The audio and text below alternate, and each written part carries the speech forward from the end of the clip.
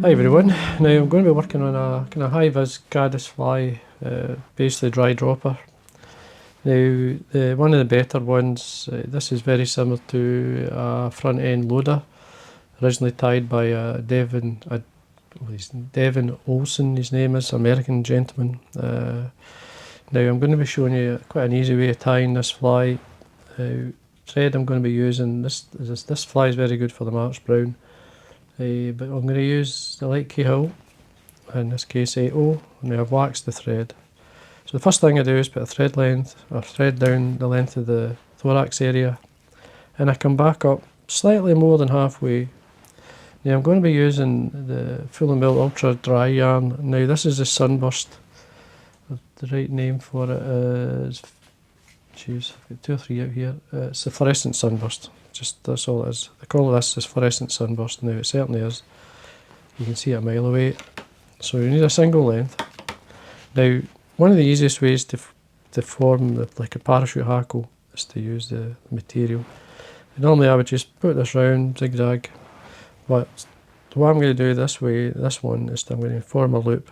So basically I've got a length here. Now I usually just roll it within my fingers just to tighten up a wee bit. Do a loop. You want a loop that gives you enough to hold. So basically when you're forming the parachute hackle anyway, just catch that in there. Now we don't need all the double length, we just basically trim some of this away. And the way down we tie this in. This will give us a wee hot spot at the back, with the impression of an egg sac. To this point here, I'm just going to come underneath it with a wee turn and a turn top. I'm keeping this quite short, don't want it too long. But if you're doing a trailing shuck, you would have it much longer, like a sparkle dun, if you're doing a white one or whatever. I mean, I'd certainly have certain lengths. But in this case, I'm just having it as a hot spot, just there. Now the body, I'm just going to use, this is a blend, one of my own blends. It's just a UV, and it's basically rabbit body fur. Just going to tease it out, lightly dub it on. There's not much flash in this one, and there is a wee bit.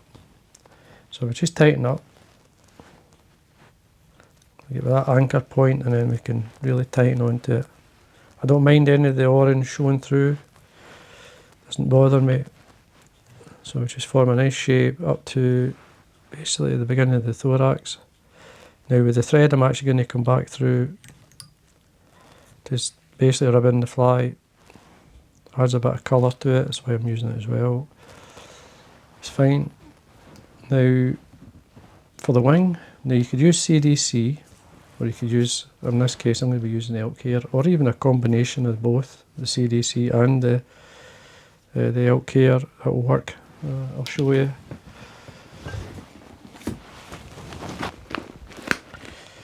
Soon I've mentioned it as well doing it. So I've got a natural CDC. You could use a dyed as well, it's up to yourself. Just going to use a couple of feathers. As I say, you could use just the CDC, you could use a bubble version as well, which I like to use at times. So it's a bubble of CDC. So I've got 2 feathers here. 1, 2, now a couple of turns. Just checking my length. I'm going to pull it in towards the tail, there we are. Trim this away. Now this is good fibre. You can easily mix this into a dubbing, which I usually do. So don't throw that away. Other things you can do here, you can obviously put legs in, rubber legs. It could be knotted pheasant tail legs when you're doing a lot of other flies. So we'll go back to the Elk Hair, so we'll use some of the Elk Hair. So just bring it out for the skin, cut it close to the skin when you trim it away. Just open out the fibre and remove the underfur. Got to do that if you're going to stack it anyway. Just remove that. And then tips first into the stacker.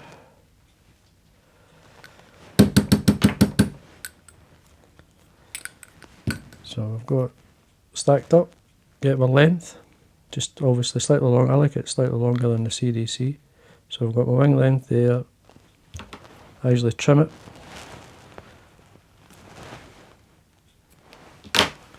It's important that you wax your thread here to give you grip. Come in here, pull it tight, and then when your thread turns through the cut ends, just work your way down, keeping it on the top. Now what I've got is the same dubbing. What I've added in here is a wee bit of dyed. It's actually some CDC, it's a brown olive.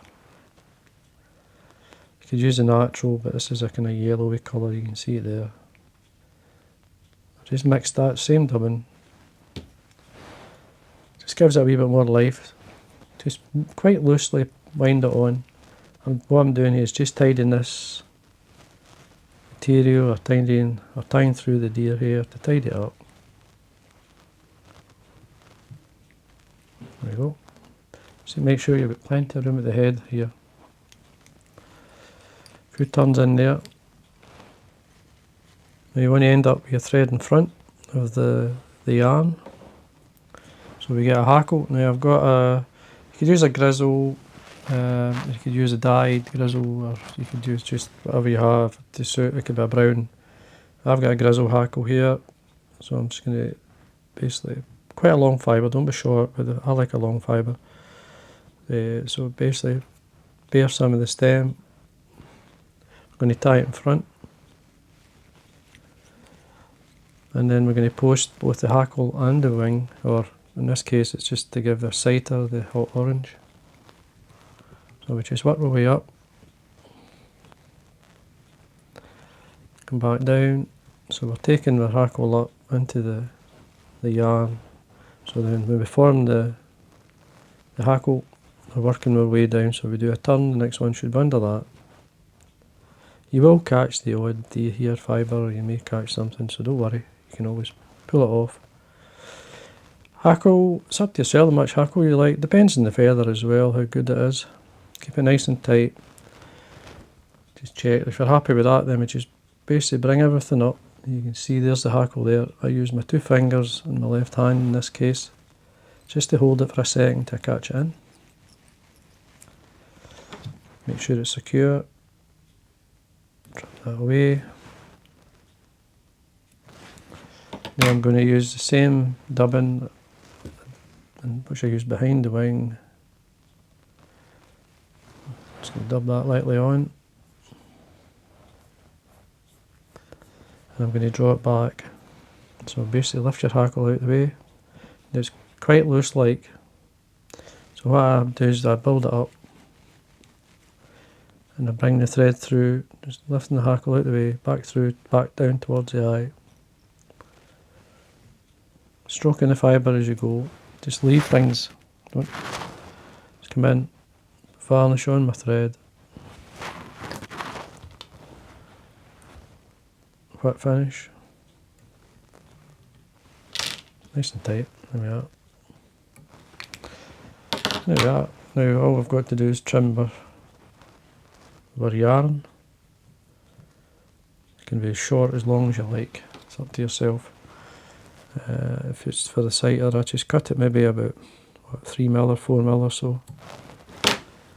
Just you can tap it back, just flatten it a wee bit.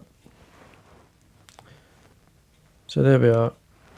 That's your, it's a kind of high-vis type version of the Caddis. Very simple way to tie, to form the wing and the egg sac at the same time. As I say, you can mix. You could put a loop of pink and then a strand of the orange down to form the egg sac. There's lots of ways of doing it. It's a simple way, this one, to tie. Floats extremely well, very natural like, and a great fish catcher.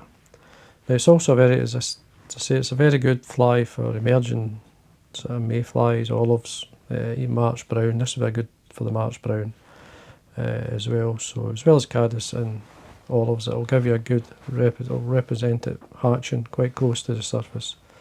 So there we are, folks. Hope you enjoyed that.